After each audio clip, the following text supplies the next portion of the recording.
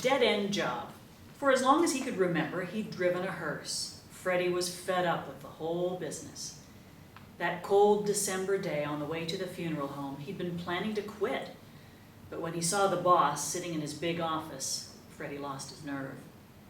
He'd rehearsed the scene so many times in his mind, but when push came to shove, he just couldn't get out his take this job and shove it as he'd planned.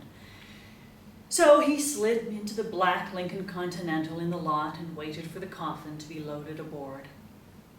He didn't bother to keep track of their names anymore.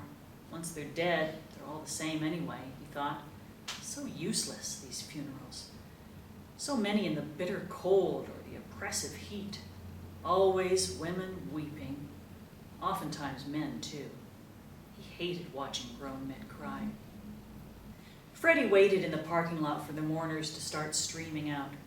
Freddie was always on time. Lots of thanks that got him. The boss never acknowledged him with more than a grunt.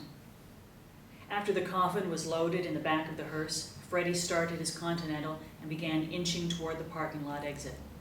He drove slowly to the traffic light at the corner. There, he waited as the procession of cars began to line up behind him. The light changed to green. He glanced in his rearview mirror and saw that some cars were still exiting the lot, so he continued to wait. The light turned red, then green again. Cars continued queuing. Why don't they hurry up? Damn them, Freddie thought. The light turned yellow. Freddie floored it. His hearse shot through just before the light turned red. No one else followed behind. Freddie laughed as he sped down the street, glancing in his rearview mirror as the rest of the cars waiting at the red faded from view. Freddie drove a while out of habit toward the cemetery, but before arriving there, he turned onto a side street.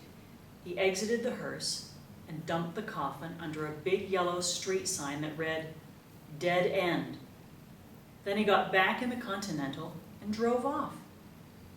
Freddie didn't know where he was headed. Someplace warm, he mused, where he could get a decent price on a used hearse.